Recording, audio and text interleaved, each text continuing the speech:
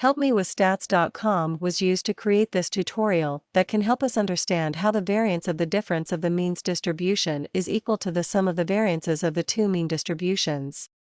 Let's see how the sum of the two different types of mean variances must equal the sum of the individual group mean variances. When there are two sample means, those two means are either on the same side of zero or on the opposite side of zero.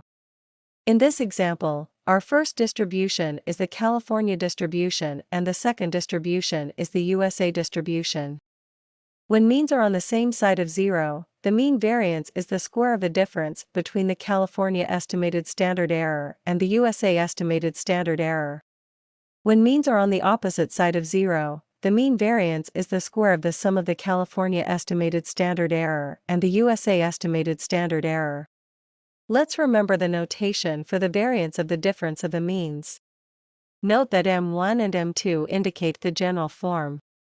In our example, M1 is MCal and M2 is MUSA. The variance of the difference of the means is equal to the average of the two different types of mean variances.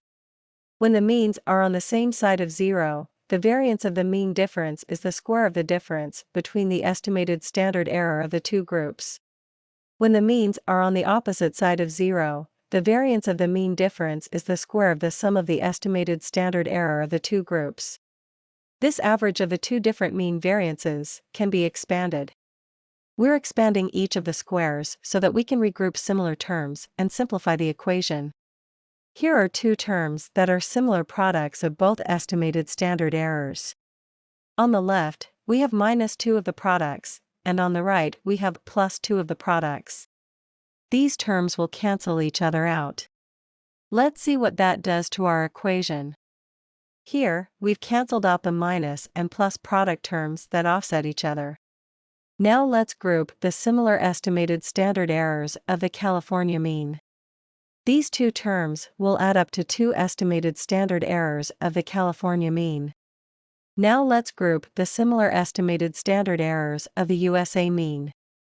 These two terms will add up to two estimated standard errors of the USA mean. Now we can simplify the grouping of the estimated standard error for both the California mean and the USA mean. We can finish the equation by dividing all terms by 2. We've got the final equation, which is the sum of the mean variances of both groups.